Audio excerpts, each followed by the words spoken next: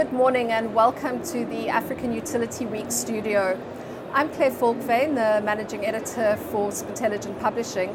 And with me this morning, I have Leonardo Benitez, who's the Utilities Director for Indra. Hola, Hi, Leonardo. Hola, ¿qué tal? It's lovely to have you with us and welcome to Cape Town. Thank you. I was wondering if you could speak to me a little bit about the work that Indra's been doing in Europe and what the trends are that you've been seeing that have been coming out of the continent, and then perhaps how some of those could be translated to Africa. Okay. Well, in Europe, I think we are living. We are not there yet. In what we can see the revolution. We all see it's coming. Basically, utilities are very much interested in understanding how they can manage what's coming, like distributed generation, electric vehicle, the storage, etc. So they are very interested in understanding the technology that will help them basically be able to monitor the low voltage, the medium voltage. You know that we always say that utilities know very much what's going on at the substation level, at the exit of the substation, the medium voltage, the big medium voltage lines. When it comes to the transformation centers, what we call transformation center in Spain, or secondary substations, they don't know much what's going on there because there are basically no sensors. They don't have visibility of what's going on there. So, but everything will happen there. No, the distributed generation will happen at the low voltage or medium voltage lines, electric vehicles, the demand management, etc. So all of them are worried to see which are the technologies that will help them manage that. So that's what's going on in Europe. And when we think about Africa, I think we all think about what happened with the mobile technology. In telecommunications, no, that Africa made a big leap, no, moving from not having basically communication to mobile technology. No? They didn't have. You see the number of mobiles that are in Africa and the kind of services they do. We have clients, for example, in Kenya or some other countries that they are basically paying with a mobile, and this is something that is happening already in Africa. Everybody pays, or a big percentage of the customers pay with the mobile, while this is something that in Europe doesn't happen. And we are starting to see now using mobile technology, the mobile phones to pay.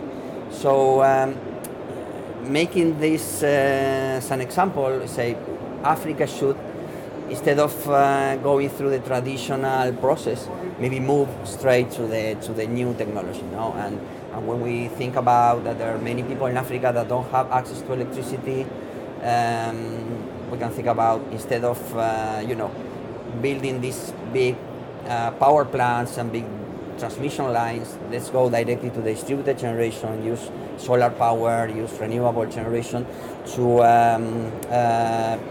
bring this electricity to the consumers. So all that technology will help Africa do that instead of moving directly into the new technology. So we really see a lot of potential in microgrids. We see a lot of potential in using solar power to electrify these regions.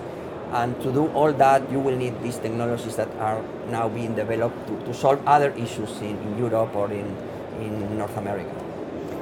So one of the things that we have discussed previously was the emergence and the rising importance of gateways. Mm-hmm. And I know that this is something that you're particularly passionate about. Can you talk us through what a gateway is, and particularly how and if it has relevance to Africa as a continent? Yeah. Well, yeah, as you know, we've been working together with Intel in this case, that is our partner in this space, in the development of gateways that are capable of basically bring intelligence to the grid edge, right? So when I'm talking before about the need to control the new loads and the new generation or storage capacity that will appear in the network, you need to control that. And in order to control that, you need to bring that intelligence there to the edge, mm-hmm. right? So bringing intelligence to the edge is basically being able to bring processing capabilities close to where things are happening, and that is where the gateway is. No? So we've been working with Intel basically in a family of gateways for the home, basically to manage the loads and the energy management at the home or at the building. And on the other side, we've been working with Indra also in a gateway that is capable of mainly put that in a secondary substation and being able to monitor what's around the secondary substation. So maybe in the future 5G or the narrow-band IoT comes and it's extended, and maybe the gateway disappear maybe in some years, but right now is the only possibility we have to be able to manage those everything that will happen at the grid edge, right? At the medium voltage and low voltage. And basically to allow instantaneous decision making and autonomous decision making. Yeah, it doesn't make sense for us to bring all that information to the cloud and be able to do all the processing there. I mean, there is some there will be some decisions that should be taken at the edge. You don't need to bring all that information to the cloud, have a big infrastructure there. I mean, if you have to make the decisions to dispatch load from a photovoltaic plant or use the storage at the grid edge, etc., those decisions can be taken at the edge depending on the conditions that happen there. So this is the kind of intelligence that we are envisioning that will be put there at the edge, and to do that you need a powerful gateway that, nice thing about the technology we have now is that it's not expensive. It's less expensive to do that using gateways, IoT technology, I would say, rather than using old traditional SCADA technology. That is very good for managing the primary substation, but bringing that to the secondary substation, it will be too expensive, and it will. So we are envisioning use IoT to control and manage all that, and where the computation will reside will be at the gateway to manage all this. Okay. So obviously, besides the fact that you have got quite a strong focus on these new digital technologies, that's not all that Indra does though. Can you talk to us about some of the more traditional services or engagements that you have with utilities in Africa? Yeah. Well, we've been in Africa since 1995, so it's already more than 20 years working here. Our kind of headquarters for the region are in Nairobi. There is where we have more than 200 people there. That these are the people from. Of course, whenever we do projects in Africa, we make use of those people we have in Nairobi, and well, we staff also from Spain or from other places. But we've been here since '95. And we have a long history of implementing technology in Africa utilities. Typically, these are projects funded by the World Bank or the African Development Bank, or recently the Millennium Challenge Corporation from the US. This is a project, for example, we started in Malawi around 6-7 months ago. We're basically implementing customer management system, distribution management system, an ERP, all the infrastructure, etc. So these are projects where we basically, when we go, there is nothing, or basically the technology that there is very basic, and we're basically implementing, supporting all the main business process with our solution. So we've been doing that since '95. We have clients in Malawi, I mentioned, of course in Kenya, KPLC is one of our key customers in the region. We have Cameroon, Zimbabwe, Uganda, Tanzania, etc., Mozambique, Ghana, to name a few. So it's a region that we are very comfortable working here, and I think we know very well the African culture, the African companies.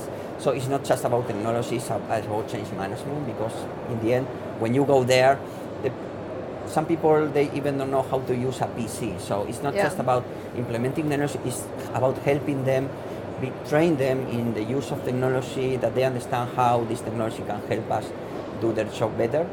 And it's great, because when you see someone that gets excited about this, and I mean these projects really go beyond technology, I would say. I mean, there is really a lot of business process, capacity building, etc. So they are very interesting projects. So we are very happy to be here, and for us being in Africa Utility Week is a must. Oh, well, I'm very pleased to hear that. Before we end off, we've got another minute or two. Is there anything else that you would like to say specifically about what you're doing in Africa, or where you see the potential being for the African utility sector? Well, I think we mentioned two areas here. No, on one side, the last question was more about the traditional, I would say, technology that we've been implementing here for so many years, and then there is the new digitalization, say, of the utilities, where we are working in Europe, in Australia, in even in the US or Latin America. So it's nice to work in these with two velocities, I would say, right? So we're already engaged with some African utilities in really very sophisticated, I would say, technology, so it's a very interesting challenge, no? To solve the basic issues, but at the same time help them use the most cutting edge technology to make this big leap that I'm telling you about. Now go from having very basic technology to using the most advanced technology to solve the new problems. And in the end, what African utilities need to solve is to cut the losses, to electrify the areas where they don't have electricity, to improve customer service. So there are a lot of things that can be done with the new technologies that we are seeing in Europe, etc. So it's very interesting to work in these two velocities, as I'm saying. And I suppose a lot of the issues are similar, if not exactly the same, to those being experienced in Europe and other developing countries. So, yeah, we have a lot of presence in Latin America as well. Yeah. So for us, we see a lot of parallelisms between Africa and some countries in Latin America. In Latin America, maybe there is it's different because you have some more developed countries and less developed. But a lot of lessons learned from Latin America, a lot of even products and services that we develop there, we can bring them to Africa. So working in the south, right? It's I think it's something that we do very well, right? We love to work in Latin America, in Africa, which are maybe regions that other of our competitors do not put as a priority because they are happy working in North America, in North Europe. But we are really very interested in. We feel very comfortable working here. We've been working for more than 20 years in this region, and yeah, it's very challenging and interesting. It's a good place to be. Yeah, absolutely. Well, Leonardo, unfortunately, that's all we have time for today. Thank you so much for making the time to join me. Coming to you from African Utility Week, I'm Claire Falkvane. If you would like to have a look at the white paper that we have on our website, which is www.metering.com, you will be able to find out more about the work that Indra have been doing with Intel and how their gateways are changing grid intelligence and decision making literally at the edge of the grid. From African Utility Week, thank you for watching.